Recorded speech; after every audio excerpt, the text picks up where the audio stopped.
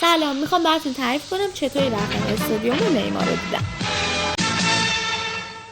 من از بچگی عاشق نیمار بودم. یه عکسم باهاش دارم که میبینید.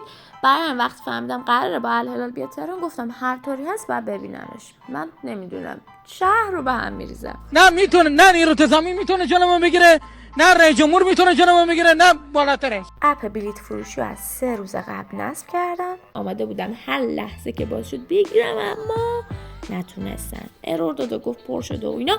بعد یکم قصه خوردم. بعد گفتم خب never back down, never what? Never give up. Never back down, never what? Never give up. Never back down, never what?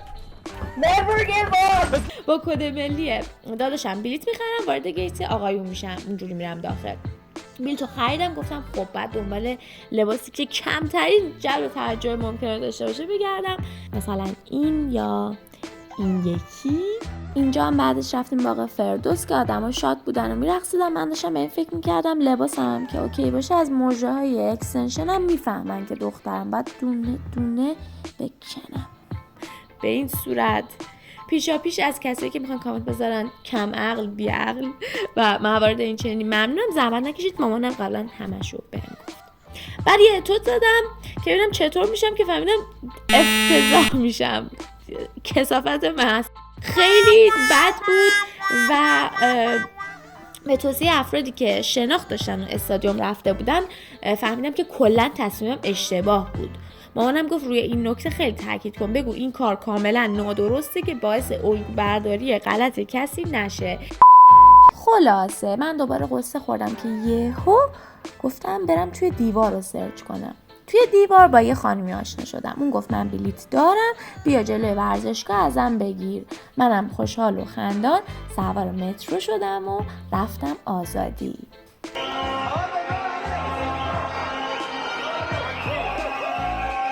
جوش خیلی باحال بود، تو خیلی خوش گذشت. بعد که رسیدم هر چیز زنگ زدم جواب نداد. دوباره میخواستم قصه بخورم که خودش زنگ زد، گفت بیا میدون المپیک بلیت تو بدم. بعد با یه موتوری رفتم بلیتمو گرفتم و برگشتم ورزشگاه.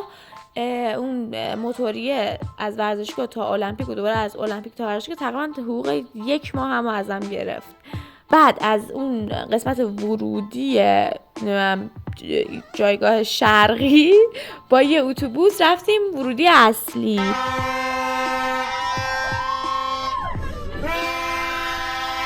و اینجا لحظه ورودم به ورزشگاه بود که خیلی قشنگ بود.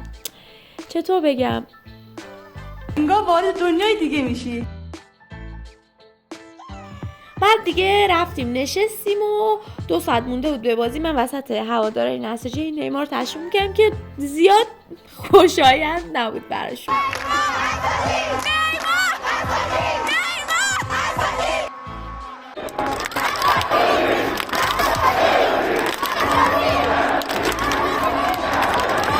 و تونستم از این فاصله نیمار رو ببینم. یعنی این که نیماره میدونید همتون، ولی موجودی که من میدیدم اون 2-3 ساعت این بود.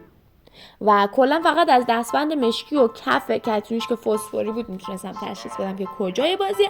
و تجربه‌ای که من داشتم فاصله انقدی بیشتر غمگینم کرد که اصلا همش فکر میکردم که چرا تو این فاصله من نمیتونم برم جلوتر و صحبت کنیم، معاشرت کنیم و اینا. یه حس دلگیری داشت برام، نمیدونم چطوری توصیف کنم.